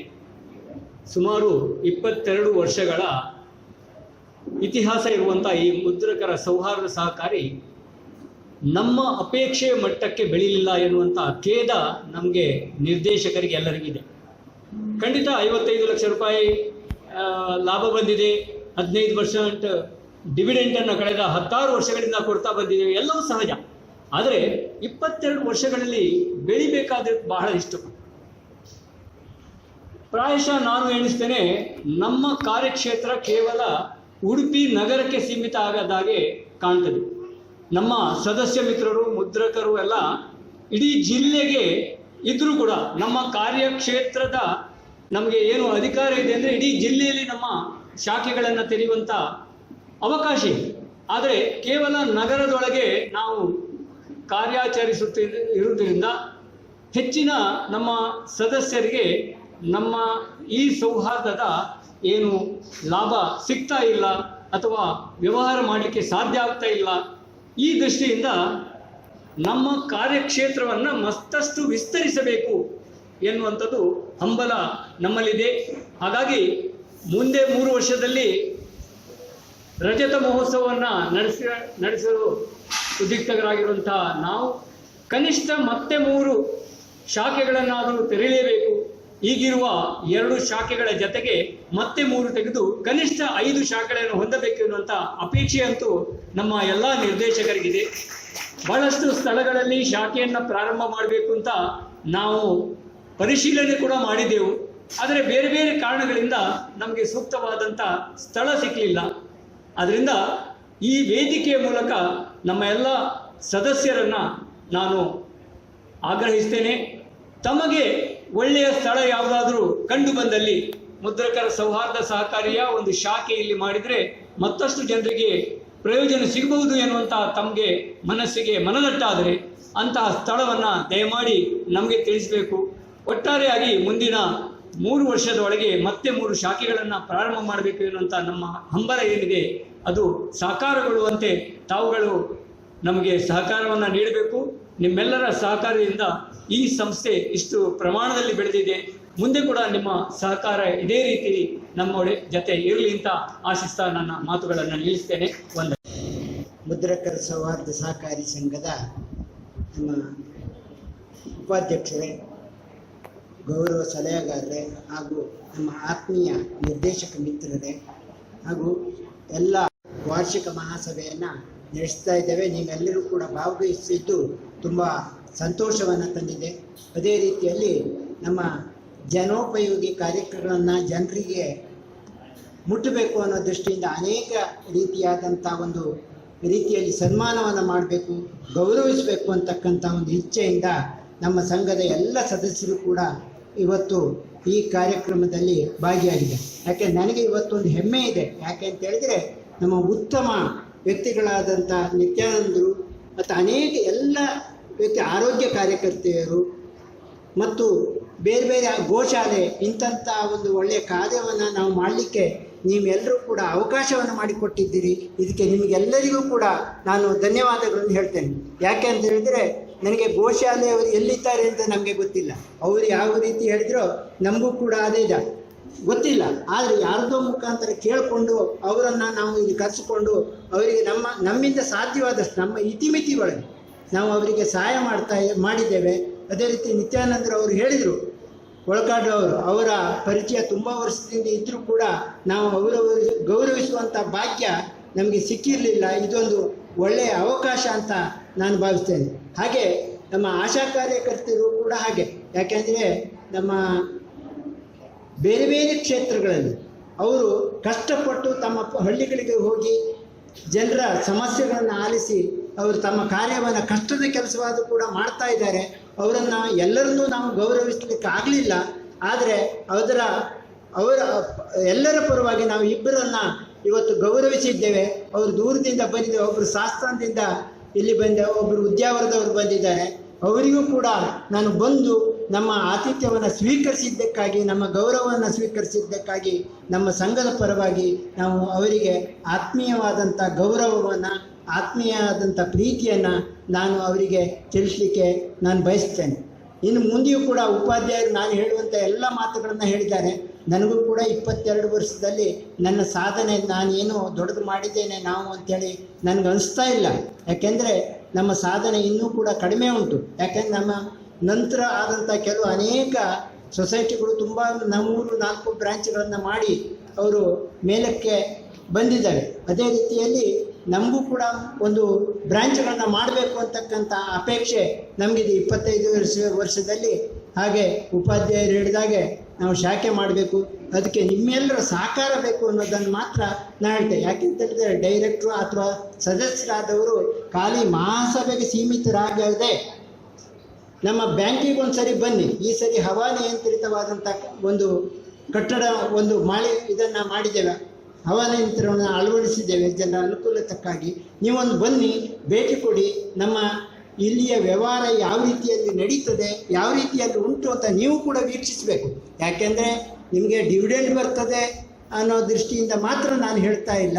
ನೀವು ಬರಬೇಕು, ನಮ್ದು ಏನಾದ್ರು ತಪ್ಪುಗಳಿದ್ದರೂ ಕೂಡ ನೀವು ಹೇಳಬೇಕು. ಒಳ್ಳೆಯ ಸಲಹೆಗಳನ್ನಿದ್ದರೂ ಕೊಡಿ, ನಾವು ಅದಕ್ಕೆ ಯಾವತ್ತೂ ಕೂಡ ಬದ್ಧರಾಗಿದ್ದೇವೆ ಅಂತ ಹೇಳ್ತಾ ನಾವು ಇದು ಮಾಡಿ. ಇವತ್ತು ಎಲ್ಲರೂ ಕೂಡ ವಿದ್ಯಾರ್ಥಿಗಳನ್ನಾಗಲಿ ಪ್ರತಿಯೊಬ್ಬರನ್ನು ಕೂಡ ನಮ್ಮ ಸಂಘದ ಕಾರ್ಯಕಾರಿ ಸಮಿತಿ ಒಂದು ಗೌರವದಿಂದ ಅವರನ್ನು ಸನ್ಮಾನಿಸಿದೆ. ಅದಕ್ಕೆ ಇನ್ನು ಮುಂದೆಯೂ ಕೂಡ ಇಂಥ ಒಂದು ಕ್ಷೇತ್ರದಲ್ಲಿ ಬೇರೆ ಬೇರೆ ಹೊಸ ಕ್ಷೇತ್ರದಲ್ಲಿ ದುಡಿತಿದ್ದವರನ್ನು, ಸೇವೆ ಮಾಡ್ತಿದ್ದವರನ್ನು ಗುರುತಿಸುವಂಥ ಕೆಲಸ ನಮ್ಮ ಈ ಸಂಘದಿಂದ ಆಗಬೇಕು. ನಮ್ಮದು ದೊಡ್ಡ ಸಾಧನೆ ಅಲ್ಲದಿದ್ದರೂ ಕೂಡ ನಮಗೆ ಇದು ದೊಡ್ಡದೇ ಸಾಧನೆ ಅಂತ ನನಗೆ ಹೆಮ್ಮೆ ಅನಿಸಿದೆ. ಯಾಕೆ ಅಂತ ಹೇಳಿದ್ರೆ ಯಾವತ್ತೂ ಕೂಡ ನಾವು ದುಡಿಮೆ ನಮ್ಮದು ಮೂಲ ಹೌದು, ಆದರೆ ಅದರಲ್ಲಿ ಒಂದು ಪಾಲು ನಾವು ಇಂಥ ಗೋಸೇವೆಗಾಗಲಿ, ಅನಾಥಾಶ್ರಮಕ್ಕಾಗಲಿ, ವಿದ್ಯಾರ್ಥಿ ವೇತನಕ್ಕಾಗಲಿ ಅಥವಾ ಬೇರೆ ಬೇರೆ ಕ್ಷೇತ್ರದಲ್ಲಿ ಕಷ್ಟದಲ್ಲಿರುವಂಥ ಅನೇಕ ಸಮಸ್ಯೆಗಳು ತುಂಬ ಇದ್ದಾವೆ. ಈಗ ನಮಗೆ ಗೊತ್ತಿಲ್ಲ, ನಾವು ಮಾತ್ರ ಹತ್ತಿರದಲ್ಲಿ ನೋಡ್ತಾ ಇದ್ದೇವೆ. ತುಂಬ ಸಂಘ ಸಮುದಾಯ ಅವ್ರನ್ನ ಗುರುತಿಸುವಂಥ ಕೆಲಸ ನಮ್ಮ ಸಂಸ್ಥೆಯಿಂದ ಆಗಬೇಕು ಅನ್ನೋದು ನನ್ನ ಬಯಕೆ. ಇವತ್ತು ಯಾರನ್ನೂ ಕೂಡ ಇನ್ಫ್ಲುಯೆನ್ಸ್ ಇದ್ದು ಬಂದವರಲ್ಲ, ಯಾರೋ ಒಬ್ಬರು ಹೇಳಿ ಅವರ ಗೌರವಯುತವಾಗಿ ಅವರನ್ನು ಕೇಳಿಕೊಂಡಾಗ ಅವರು ಒಪ್ಪಿದ್ರು, ನಾವು ಅದಕ್ಕೆ ಅವ್ರನ್ನ ಕರ್ಕೊಂಡಿದ್ದೇವೆ. ಅವರಿಗೆ ಹೆಚ್ಚು ಆದಂಥ ಹೆಚ್ಚು ದೇಣಿಗೆಯನ್ನು ಕೊಡಲಿಕ್ಕೆ ಆಗಿದೆಯೋ ಇಲ್ಲವೋ ನನಗೆ ಗೊತ್ತಿಲ್ಲ. ಆದರೆ ನಮ್ಮ ಇತಿಮಿತಿ ಒಳಗೆ ನಾವು ಅದನ್ನು ಅವರಿಗೆ ನೀಡುವುದರಲ್ಲಿ ಇದು ಮಾಡಿ. ಹಾಗೆ ಸದಸ್ಯರಲ್ಲಿ ನಾನು ಮತ್ತೊಂದು ವಿನಂತಿ ಮಾಡಿಕೊಳ್ತಾ ಇದ್ದೇನೆ. ನೀವು ಖಂಡಿತ, ನಾನು ಪ್ರತಿ ಸಾರಿ ಹೇಳೋದು ಇದನ್ನೇ, ಅದು ಇವತ್ತು ಕೂಡ ಹೇಳ್ತಾ ಇದ್ದೇನೆ. ಅದನ್ನೇ ಮತ್ತೆ ನೆನಪು ಮಾಡೋದು, ವರ್ಷಕ್ಕೊಂದ್ಸರಿ ಒಂದು ನೆನಪು ಮಾಡೋದು. ಯಾಕೆಂತ ಹೇಳಿದ್ರೆ ಕೆಲವು ಹಳೆಯ ಸದಸ್ಯರಿದ್ದಾರೆ, ಇವತ್ತಿಗೂ ರಿನ್ಯೂವಲ್ ಮಾಡಲಿಲ್ಲ. ದಯವಿಟ್ಟು ಬನ್ನಿ, ನೀವು ಹಳೆಯ ಸದಸ್ಯರಿದ್ದಾರೆ, ಇವತ್ತಿಗೂ ಡಿವಿಡೆಂಡನ್ನು ತಗೊಂಡು ನಿಮ್ಮ ದುಡ್ಡಿಗೆ ನಿಮಗೆ ಡಿವಿಡೆಂಡ್ ಸಿಗ್ತದೆ. ಯಾಕೆ ನೀವು ತಗೊಳ್ಳೋದಿಲ್ಲ, ಯಾಕೆ ಬರುವುದಿಲ್ಲ ಅಂತ ನನಗೆ ಇನ್ನೂ ನಾನು ದಾರಿಯಲ್ಲಿ ಸಿಕ್ಕರೂ ಕೂಡ ನಮ್ಮ ಸದಸ್ಯರು ಅಂತ ಗೊತ್ತಾದರೆ ನಾನು ಅವರು ಖಂಡಿತವಾಗಿ ಹೇಳ್ತೇನೆ. ದಯವಿಟ್ಟು ಬನ್ನಿ, ನಿಮ್ಮ ಪಾಲು ಬಂಡವಾಳದ ಬಡ್ಡಿಯನ್ನು ನೀವು ತಗೊಂಡೋಗಿ ಇನ್ನೂ ಹೆಚ್ಚಿನ ಠೇವಣಿಯನ್ನು ಇರಿಸಿ. ನೀವೇನು ಹೆದರಬೇಕಾಗಿಲ್ಲ. ನಾವು ಯಾಕೆ ಅಂತ ಹೇಳಿದ್ರೆ ನಮ್ಮ ಅಜಿತ್ ಕುಮಾರ್ ಅವರು ಇಲ್ಲೇ ಇದ್ದಾರೆ. ನಮ್ಮ ಏನು ಬದಲಾವಣೆ ಇದೆ, ಬೆಳವಣಿಗೆ ಇದೆ ಅವರಿಗೆ ಗೊತ್ತಾಗ್ತದೆ. ಅವರು ಅದಕ್ಕೆ ಲೆಕ್ಕ ಪರಿಶೋಧಕರ ಮುಖಾಂತರ ನಿಮಗೆ ಎಲ್ಲವನ್ನೂ ನಾವು ಬಾಯಲ್ಲಿ ಹೇಳೋದಕ್ಕಿಂತ ನಿಮಗೆ ಸರಿಯಾದಂಥ ಒಂದು ದಾಖಲೆಯನ್ನು ನಾವು ವರದಿಯಲ್ಲಿ ತಿಳಿಸಿದ್ದೇವೆ. ಆದ್ದರಿಂದ ನಮ್ಮ ಬೆಳವಣಿಗೆ ಎಷ್ಟಿದೆ ಅಂತ ನೀವೇ ಅದನ್ನು ಊಹಿಸ್ಬೋದು. ಆದ್ದರಿಂದ ನೀವು ಹಣವನ್ನು ಇಡಲಿಕ್ಕೆ ಏನೂ ಕೂಡ ತೊಂದರೆ ಆಗಲಿಕ್ಕಿಲ್ಲ ಅಂತ ಒಂದು ಇದರಿಂದ ನಾನು ಹೇಳ್ತಾ ಇದ್ದೇನೆ. ನಿಮ್ಮ ಸಹಕಾರ ಇನ್ನು ಮುಂದೆಯೂ ಇರಲಿ. ನಮ್ಮ ಸದಸ್ಯರ ಸಹಕಾರದಿಂದ ಇಷ್ಟು ಮುಂದೆ ನಾವು ಬೆಳೆದಿದ್ದೇವೆ. ಇನ್ನು ಮುಂದೆಯೂ ಇದಕ್ಕಿಂತ ಹೆಚ್ಚಿನ ರೀತಿಯಲ್ಲಿ ಸಹಕರಿಸಿ ನಮ್ಮ ಸಂಸ್ಥೆಯ ಬೆಳವಣಿಗೆಗೆ ಕಾರಣೀಕರ್ತರಾಗಬೇಕು ಅಂತ ಹೇಳ್ತಾ, ನನ್ನ ಎಲ್ಲರಿಗೂ ಕೂಡ ಯಾರನ್ನ ಹೆಸರು ಹೇಳದೆ ಎಲ್ಲರಿಗೂ ಕೂಡ ಇವತ್ತಿನ ಗೌರವವನ್ನು ಸ್ವೀಕರಿಸಿದಂಥ ಮತ್ತು ಎಲ್ಲ ಸದಸ್ಯ ಬಾಂಧವರಿಗೂ, ನಮ್ಮ ನಿರ್ದೇಶಕ ಮಂಡಳಿಯವರು ಕೂಡ ತುಂಬ ಆಸಕ್ತಿಯಿಂದ ನಮ್ಮ ಮೇಲಿನ ನಾವು ಎಲ್ಲರೂ ಬಂದಿದ್ದಾರೆ. ಆದ ರೀತಿಯಲ್ಲಿ ನಾವು ಇದನ್ನು ಧನ್ಯವಾದ ಮತ್ತೊಬ್ಬರು ಹೇಳಲಿಕ್ಕಿದ್ದಾರೆ, ನಾನು ಅದನ್ನೇ ಧನ್ಯವಾದ ಅಂತ ತಿಳ್ಕೊಳ್ಬೇಡಿ. ದಯವಿಟ್ಟು ನಿಮಗೆಲ್ಲರಿಗೂ ಒಂದೇ ಮಾತಿನಲ್ಲಿ ನನ್ನ ನಮನವನ್ನು ಸಲ್ಲಿಸ್ತಾ ಅಧ್ಯಕ್ಷೀಯ ಭಾಷಣವನ್ನು ಇಲ್ಲಿಗೆ ಮುಕ್ತಾಯಗೊಳಿಸುತ್ತೇನೆ. ನಿರ್ವಹಣೆ ಮಾಡಿದ ರಮೇಶ್ ರವರು ನಮ್ಮ ಅಧ್ಯಕ್ಷರಿಂದ ಒಂದು ಹೂವನ್ನು ಪಡ್ಕೊಳ್ಬೇಕು.